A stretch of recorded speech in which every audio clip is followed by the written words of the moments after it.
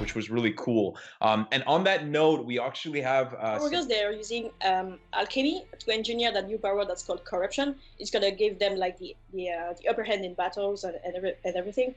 But like to create that power, they're using those stones that we are calling draconite.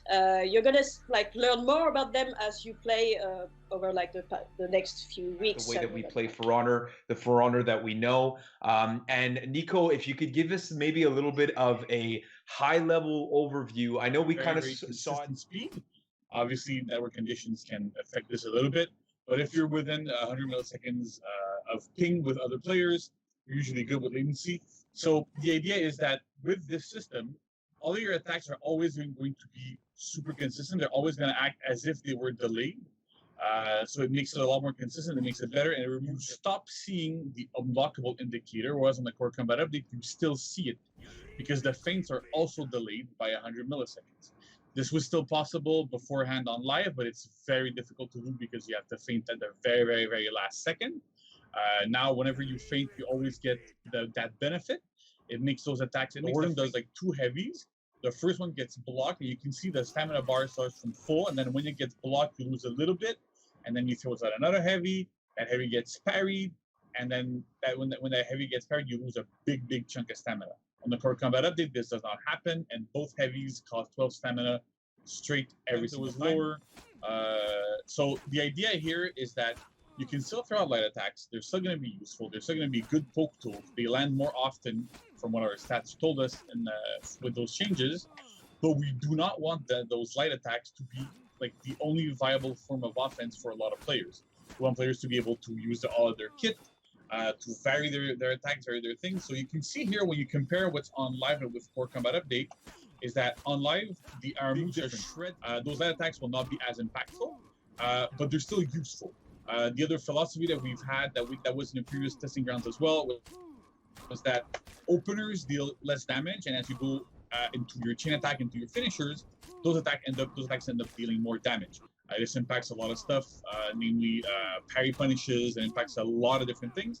But we wanted to be able to encourage players to go deeper into their chains, use their heavy finishers, use their light finishers to use their entire kit to get to You're relying on reacting to someone's attacks, but it's like, oh, this guy just finished his heavy finisher.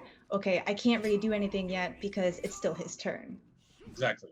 The thing is, he might do nothing. Like the Kensei in this case does not need to attack right away, but he has the choice of deciding, am I attack? Do I keep the offense on? Do I keep the pressure on? Do I hold back a little bit, see what my opponent's going to do? Yeah. And that's where it becomes very interesting on the mind game too, right? Like, the really cool thing to note is that your heavy finishers are rewarding you to throw. Whereas before, you get wrecked if you tried to press a button afterwards. Now, you could press a light and it's going to outrun whatever they're going to do.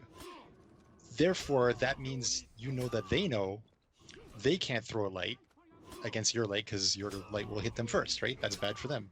So they won't press light, probably.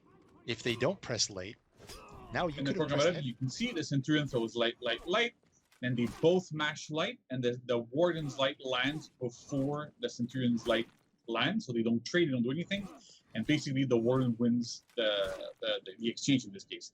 So what it does is it helps. This creates the back and forth situation, and we're doing this in part to help minimize the light spam. Whereas if you want to finish with a light finisher, it's your choice. You can still do it, and they're going to be fast and they're hard to react to. They're like, they don't hit as hard, but it's still easier damage. But you leave yourself open afterwards to your opponent doing something. So like we were talking before, if after a heavy you throw out a heavy and you keep your momentum, when you throw out a light, you lose your momentum afterwards. If it's your light finisher, or if you stop attacking in the middle of the changes. And what's really good to emphasize there is, like, if you use heavies in your chain and go for the heavy finisher, you're rewarded, right? It's still your turn. Yeah. If you try to light spam, eventually your chain is going to end and your turn is over. You have given up your turn. The other person can do whatever they want to take initiative and end the light spam. Yeah. That means that Shaolin Top Light, Peacekeeper Zone, Lawbringer Top Light, and Orochi Top Light are all 500 milliseconds from neutral. That was a necessary thing because what ended up happening is that if we didn't do this, I know some players might be a bit like, why did you take that away from me? But the problem is that by not doing this, we end up the character we got the most complaints about constantly. So we did 2 major changes to Orochi and his fight kit. His light chained attacks are now 500 milliseconds across the board. They used to be 400 or 433 or 466. There was a bunch of different timings. So now they're all 500 milliseconds.